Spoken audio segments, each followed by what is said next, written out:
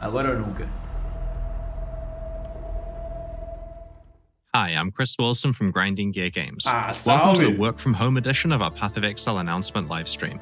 Thanks for joining us as we discuss all the details of the upcoming Path of Exile Scourge expansion, which releases on October 22nd for PC and October 27th on console. For today's livestream, Twitch drops are enabled. Check out the link below the stream for more information on how to claim your free Dragonfly wings. First up, we'll showcase the trailer for Path of Exile Scourge. Then we'll take a deep dive through all the details of its Challenge League and rewards. After that, we'll talk about the improvements we're making to Path of Exile's endgame and the various types of new aspirational content we're adding for you to benchmark your best characters against. Next up, we'll talk about some big improvements to the passive skill tree and we'll reveal this expansion's new skills. After discussing some balance changes and the new guild quality of life features, we'll head into a live Q&A stream where I chat with community streamer Ziggy D. Oh, and after the Q&A, we'll post the entire expansion's patch notes. I'm proud to present the official trailer for Path of Exile Scourge. É agora, hein?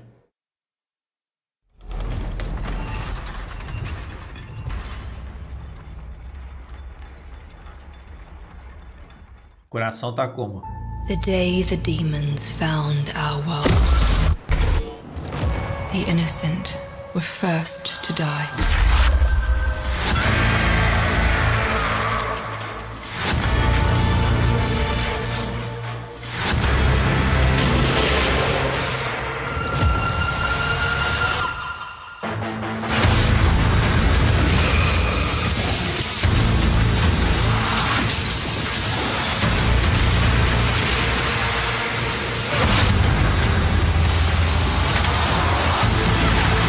They approach your world, your Raycast.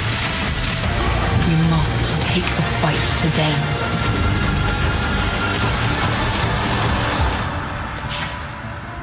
Embrace the power of chaos. Become more than mortal. Face the nightmare. Implícito, velho.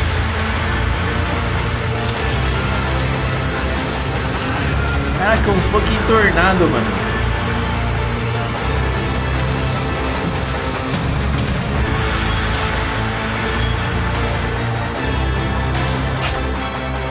Ô, louco.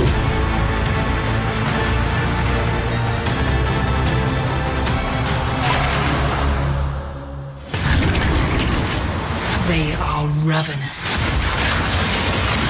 They are endless. They are the Scourge. Caraca. Mano. Trailer 10/10, velho. 10/10. Caraca, velho. Me deu um hype muito parecido naquela época lá atrás, mano. The Path of Exile Scourge expansion contains a lot of new content and features that we'll reveal to you today. Let's start with its namesake, the Scourge Challenge League. Olha isso, velho. Upon leaving Lion Eye's watch, you're startled by a figure appearing out of nowhere, trying to escape from something you can't see. She hands you a rusty-looking device called the Blood Crucible and urges you to implant it into your body. As you play through each area in the Scourge Challenge League, the Blood Crucible fills with the blood spilled by monsters you have slain. A barrinha aqui Once it reaches a certain threshold, you're able to activate the device. This will instantly thrust you into a parallel reality, an alternate Raycast where some form of apocalyptic event is occurring. This Raycast is overrun by demons known as the Scourge. They're powerful, dangerous, and come in many forms. The more blood you have collected, the longer you can stay shifted into the parallel Raycast. But the longer you stay, the more damage you'll take. When the Crucible's blood runs out or you choose to shift back, you are instantly returned to your original location in our Raycast to continue your journey. Cara, que coisa linda, velho. So why enter an alternate reality to fight a horde of ravenous demons? The answer to that question is exactly what you expect from Path of Exile. You're not there to save the world, you're there to find cool items. You can put an item inside the Blood Crucible. While you are killing the Scourge, it absorbs corruption from the alternate Raycast and focuses it onto the item. After enough kills, your item is ready to transform. When it does, it becomes corrupted and gains a pair of Scourged modifiers. One of these is a beneficial mod and one is a detrimental mod. These Scourged mods are in addition to the regular explicit and implicit mods or enchantments on the item. There are many powerful beneficial mods available that can really improve your item.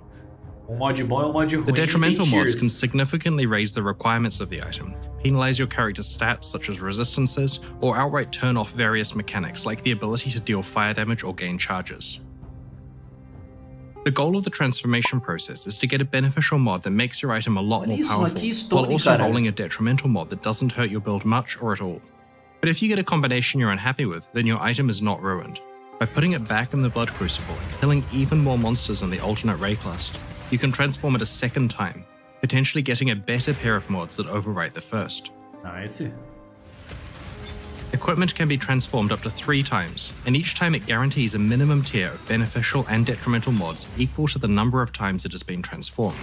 By the 3rd tier, you can start to get some very powerful effects. Triple damage, man. The Blood Crucible works on already corrupted items, so it's possible to add Scourge mods to items that you thought couldn't be improved any further. Nice, velho. Funciona até item corrompido, cara. Talking about corrupted items, you're going to need a way to modify their sockets. While in the alternate Rayclust, you can find Tainted Chromatic Orbs, Tainted Jeweler's Orbs, and Tainted Orbs of Fusing, which work exactly the same as their regular counterparts but can only be used on corrupted items. Tainted Orbs provide a significantly easier and cheaper way of modifying the sockets on your corrupted items than the crafting bench does.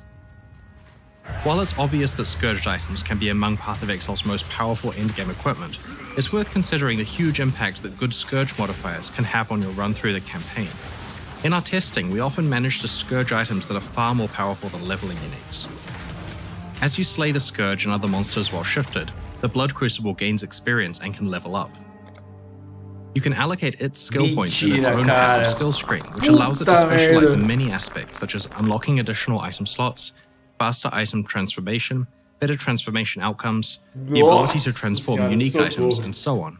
It's possible to eventually allocate every single one of the Blood Crucible's skills, but it requires a lot of demon slaying. Meu Deus do céu.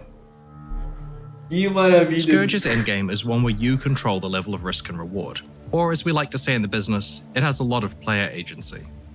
Once you're exploring the Atlas of Worlds, you may gain the ability to place maps in the Blood Crucible alongside your equipment.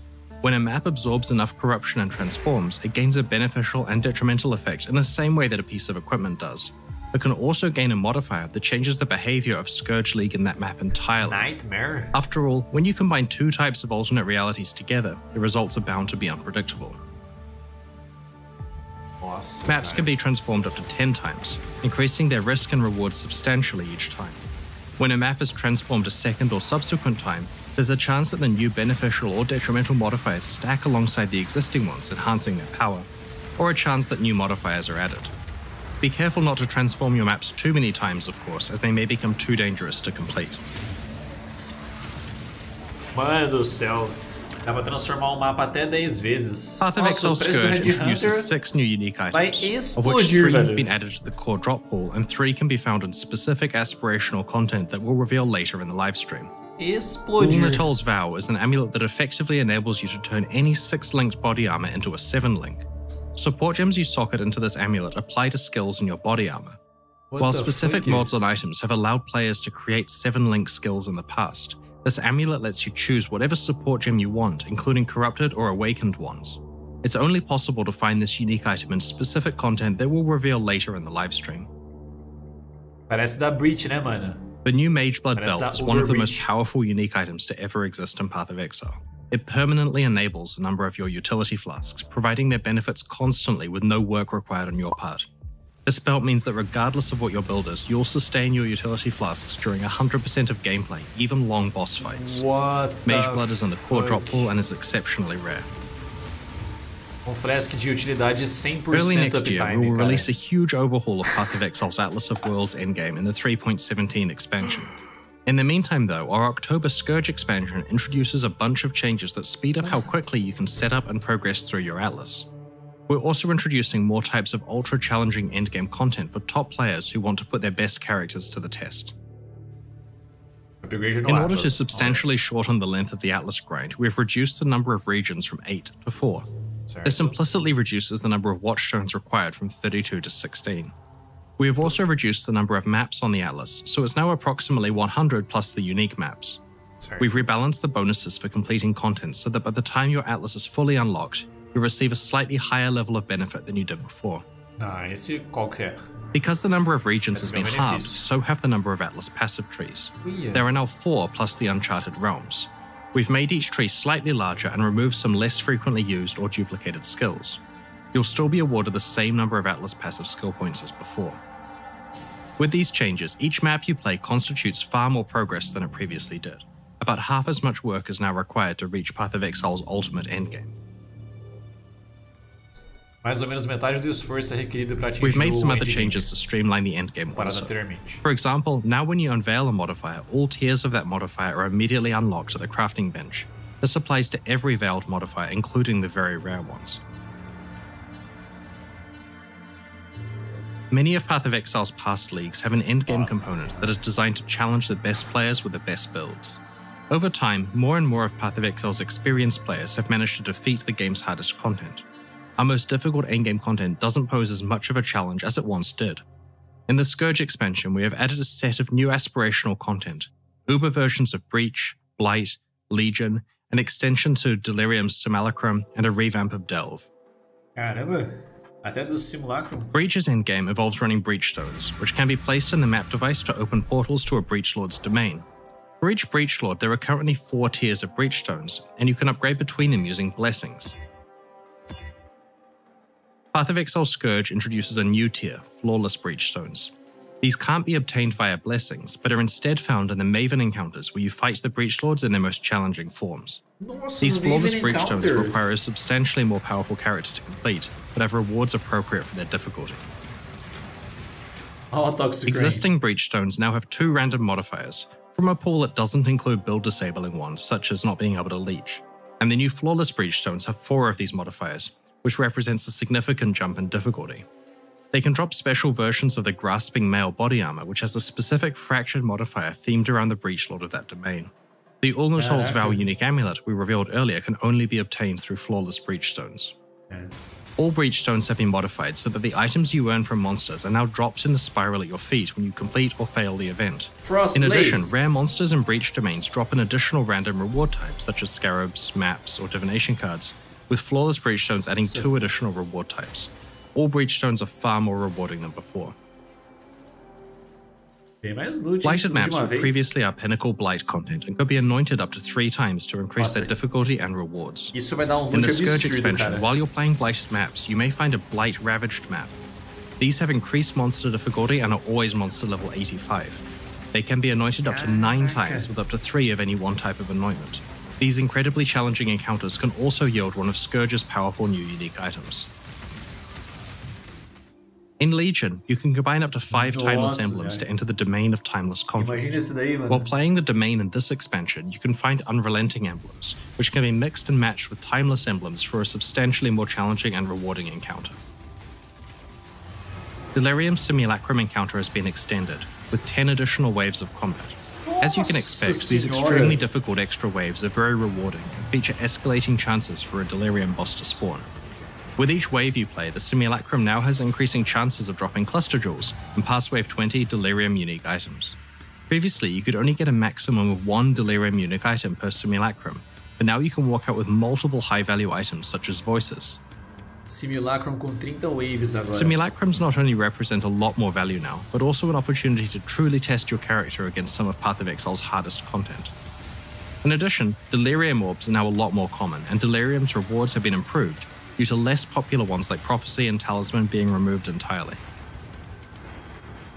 Nossa, que maravilha. We've made quite a few changes to Delve in the Scourge expansion. The first change is that we have completely rebalanced the entire thing so it's just more rewarding and more challenging at earlier depths. In general, monsters scale to have more life but less damage than before. We've improved monster skills and biome modifiers to make deeper depths more challenging to go with their better rewards. Due to these changes, we've wiped the standard Delve ladders but have retained your previous depth on your characters. To get back on the ladder, just play at whatever depth you were still able to complete. We've also improved the Delve catch-up mechanic. Previously, if you entered Delve for the first time at level 90, you'd be taken to a depth that is the equivalent of Tier 1 maps. Now we'll be taken to the equivalent of Tier 13 maps. Nossa, This means that if you isso want, foi you can muito bom, essentially velho. ignore Delve until the late game rather than having to play as you Isso go. foi muito bom. We've increased the base soul fight cap from 600 to 1200. Underground cities are now more common and you'll encounter bosses more often, including all. All. You can rarely find fractured items with Delve modifiers on them. We've also increased fossil and resonator availability throughout the Azurite mine. Fossil availability outside of Delve has been reduced. All resonators drops are now chaotic resonators, with alchemical resonators not dropping anymore. We've also improved the least powerful fossils. Top demais. Agora só dropa o raro e dropa com mais frequência dentro da Delve. It has been a long time Menos since frequência we've done a fora da big Delve. rework of Path of Exile's iconic passive skill tree. The Scourge expansion includes quite a lot of changes, and before I list them, I want to emphasize that our goal here has been to keep the tree as similar to before as possible. All of your years of muscle memory will not be wasted. The tree will still feel like the back of your hand, despite our changes. While planning this rework, we examined every aspect of the passive skill tree. We reviewed and improved each of the tree's class Olha que start areas, bonito, velho. we added new clusters of skills, improved existing ones, and concentrated power more directly on each skill's primary function. The process of doing this identified that many passive skills had niche stats that didn't matter to most characters or distracted away from the purpose of what the skill was trying to do. When we took niche stats away from a skill, we buffed the primary function of the skill so that it was more concentrated on one purpose. While I'm sure that powerful passive skills sound great to you, you're probably wondering what happened to all of those niche stats.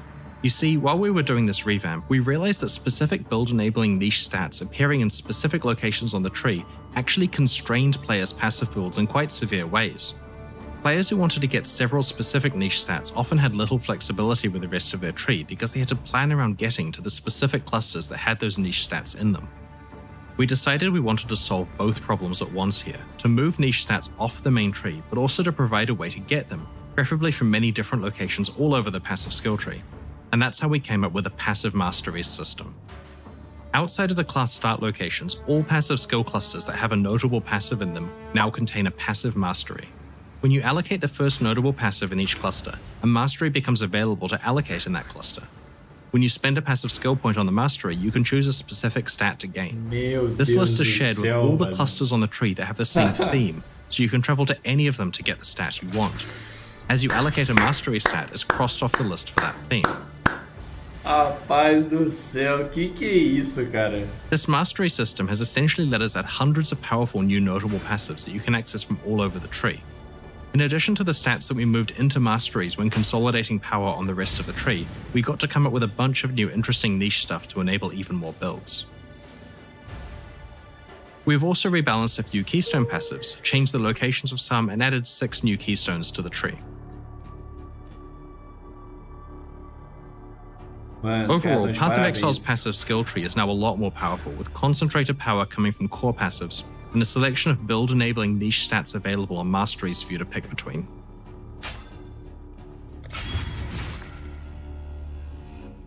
Path of Exile Scourge introduces a whole variety of new skill gems with many different purposes. 2 of them are new concepts unlike anything we have done before. These ones are designed to immediately create entirely new builds that have a lot of potential. There's also a utility skill that will help characters stay alive, a variation on an existing skill gem, and 6 new gems designed for party play. Let's go through the new skills. Já agradeço todo mundo, mano. Obrigado Energy demais Blade pelo is a apoio. new skill that transforms your melee weapons into, well, energy blades. A large portion of your energy shield is converted into the lightning damage that these blades deal. This opens up an entirely new melee energy shield archetype, where you want to stack as much energy shield as possible to get the most powerful blades you can. Meu Deus. Conveniently, the defenses rework in this expansion is very compatible with this plan. Temporal Rift is a new utility skill that allows you to rewind your character's state by 4 seconds. After activating the skill, it starts storing your position, life, mana, and energy shield values every quarter second. When you use the skill again, you will reround back to 4 seconds ago. Que doideira isso The daí. build shown here uses the Forbidden Right skill introduced in the last expansion. This skill does a lot of damage, but also hurts the caster when used. Temporal Rift allows this player to snapshot their full life orb, cast Forbidden Right a lot, and then revert back to full life to keep casting. Bom, hein? Not only is Temporal Rift incredibly useful in hardcore mode for obvious reasons, or while exploring maps efficiently, but it also enables some interesting tricks with mana. Come to think of it, it'll be pretty cool in Delve as well if you don't mess up the timing. Temporal Rift also prevents temporal chains from affecting you while it is in use. Tornado is another new skill. As the name suggests, it creates a tornado that relentlessly moves towards enemies and pulses with damage. While the tornado is forming, you have a couple of seconds where it will absorb damage from projectiles you hit it with. Fire as many projectiles as you can into it during that period and it'll power up, greatly increasing its damage output. In the Expedition expansion, we introduced a skill called Explosive Concoction. Based on player feedback, we're improving the skill so that its projectiles are thrown faster, have a higher base crit chance, and have greater speed. Now that we feel that Explosive Concoction is sufficiently powerful, we're introducing a similar new skill called Poisonous Concoction. As the name implies, this one deals poison damage rather than fire damage, and consumes charges from your life flasks rather than your elemental flasks. Poisonous Concoction scales its damage based on how much life the consumed flasks recover, which encourages you to craft your flasks to take advantage of this. Isso daí vai ser bom, eu acho, hein, cara. It's quite rare for us to introduce skills that only work for party play, but in the Scourge expansion we've created a set of 6 that function in similar ways but do different things.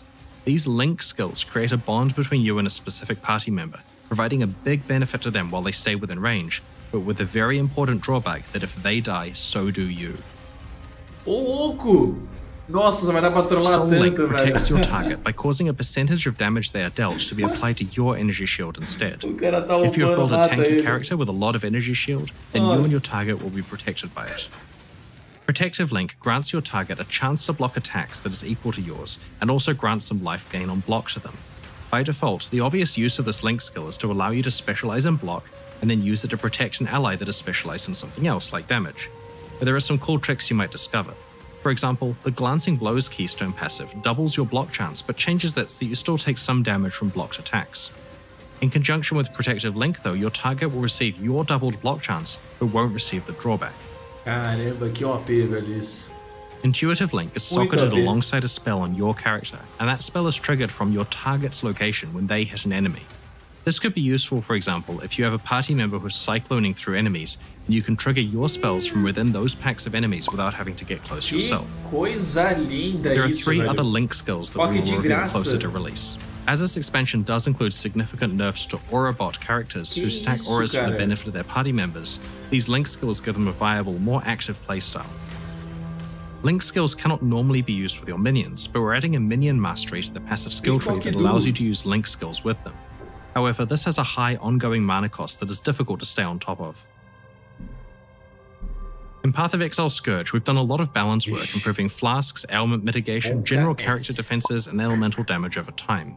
We've made some changes to how stacking auras and curses works, and have buffed most awakened support gems. We've posted about the changes we intend in the last couple of weeks, and have been iterating on these changes based on testing and your feedback. We are posting the full Scourge patch notes after the Q&A portion of this livestream, so we'd encourage you to check out the full details of the balance changes there. We first introduced guilds alongside Path of Exile's initial release in October 2013. Our guild leaders and members have been patient for a very long time, and after 8 years, we're rewarding that patience with a wave of guild quality of life features. Será? As a game about items, the functional heart of a Path of Exile guild is its stash. You can finally control-click items into and out of your guild stash and access other features such as the drop-down list of stashes, drag-and-drop stash ordering, affinities, etc. We have also introduced guild versions of all of the types of premium stash tabs, so guilds can finally enjoy popular tabs such as currency or map tabs. While shared guild tabs are a little more expensive than individual tabs because of their server costs and development overhead, we have bundled all of the exotic ones together in a single discounted bundle for guilds that want to invest in the whole lot at once.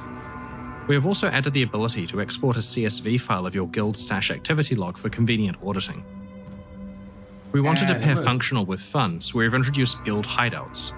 Guild leaders can select any in-game or microtransaction hideout that they have unlocked and create a guild hideout based on that template. These hideouts are a great place to hold guild meetings or to just have as a space for members to meet up between maps. Mano, que legal. If you're hanging out in your guild's hideout, you can velho. use its map device as though it was your own. Guild hideouts. We understand that not everyone is in a guild, so there's one hideout-related feature that we wanted to mention. We have entirely removed the favor system from Path of Exile. From this expansion onwards, all hideout decorations that could previously be obtained with favor are now available to all players in unlimited quantities, both personal and guild hideouts. Now, there's nothing stopping you from making the hideout of your dreams. Procura o decorador de hideout pra We've guild. also added a system that allows you to filter decorations by tag because there are just so many available to you by default now. Alongside Path of Exile Scourge, we're introducing the Expedition content from our last expansion into Path of Exile's core game, with a few adjustments. Expedition artifacts are no longer tradable items, which has two key effects. The first is that they are automatically collected as you complete expeditions, and the second is that all characters can now engage with the Calgaro merchants without having to feel that their best plan is to trade the currency away to other players who may use it more efficiently than them. It's a difficult decision working out whether to make specific items tradable or not, but we feel that on balance, this new approach will solve several problems with the system. It's also worth noting that the currency items that allow you to re-roll the vendor's inventories are still tradable. You'll start finding expeditions from Act 6 onwards. There's an 8% chance for a map to contain an expedition, and they can be further augmented through investment in the appropriate Atlas passive skill tree. As we move new leagues to core, we will replace outdated, obsolete content. In this case, Expedition replaces Perandus. Details are in the patch notes. Oh, tadinho do Kadiro, velho. While clicking on items is a critical part of playing an action RPG, there's a fine line before it becomes a chore, and we're trying hard to make sure that clicks on items come with appropriate reward. Expedition artifacts being automatically picked up isn't the only improvement we're making to reduce unnecessary clicks in this expansion. In order to make sure that each stack of currency items is worth a click, we're trying out a system where currency items drop less frequently, but in larger stack sizes. For example, Scrolls of Wisdom in the late game might drop 1/10 of the time, but when they do, it'll be in stacks of 6 to 14. This means that the click that you will make will gain you a much more meaningful amount of currency at once. We have applied this to many different types of currency items, and the effect of the system gets larger as you get further into the game. In addition, we've had a look at instances where item drops happen simultaneously, and we've made it so that items that can drop in stacks will automatically do so. This includes at the end of delves, incursions, rituals, blight encounters, breach zones, and the simulacrum. We have also applied this approach to many chests and areas like splinter drops throughout Path of Exile. Você vai achar menos currency, mas em stacks maiores. Before we move on to our final announcement and live Q&A, let's have a quick look at the new set of supporter packs that are available right now to celebrate the launch of Path of Exile Scourge and help fund ongoing development of Path of Exile. Nossa, esses Based caras on player mereceram, feedback, we've increased the value of the $30 and $60 supporter packs by adding $5 worth of points to each one. This means you now receive the full value of what you spend in points, with the new sets of exclusive cosmetic microtransactions on top. These include armor sets, weapon skins, portals, shields, and helmet attachments. The Ancient Dread pack contains an exclusive pair of wings, and the Intrepid Liege pack contains an exclusive pet. These new packs each have 3 value tiers that you can upgrade between within their respective series. Thank you so much for your support. Purchases of these supporter packs make expansions like Scourge possible. Shortly we'll begin our Q&A and we'll answer your burning questions. But first, we have another quick announcement to make. In the Expedition League, we teamed up with Twitch rivals to run our first ever Path of Exile Royale live tournament. This event saw our favorite content creators teaming up in pairs to compete for awesome prizes. We're excited to announce that following the launch of Path of Exile Scourge, we're doing it again. This time around, competitors will compete alone, but we've added a unique twist. Towards the end of the match, surviving players may encounter a brutal but rewarding boss fight, which could have significant strategic implications for how they play the match. There's $30,000 of cash on the line alongside some of Path of Exile's best microtransactions. Tune in on October 28th at twitch.tv/twitchrivals to see who will decimate their competition. É legal, tá ligado? Mas não vai dar pra participar. That concludes the reveal portion of this livestream. Keep an eye on the news next week as we reveal more details about the Scourge expansion. In the meantime, these reveals are already live on YouTube for you to link to your friends in case they missed the livestream. Please do so, and join us as we battle the Scourge alongside you next week. It's now time for the Q&A. If you have any questions about what we've shown you today, please get them ready because I'm about to be joined by Ziggy D as we answer your questions from Twitch chat, and after that, we'll be posting the full Path of Exile Scourge patch notes. Essa liga, mano, essa liga vai ser tão boa, se não melhor que a Delirium, velho. Do jeito que tá o negócio, de tanta coisa nova que trouxe. Caraca, velho. Cadê o drop? Get scammed.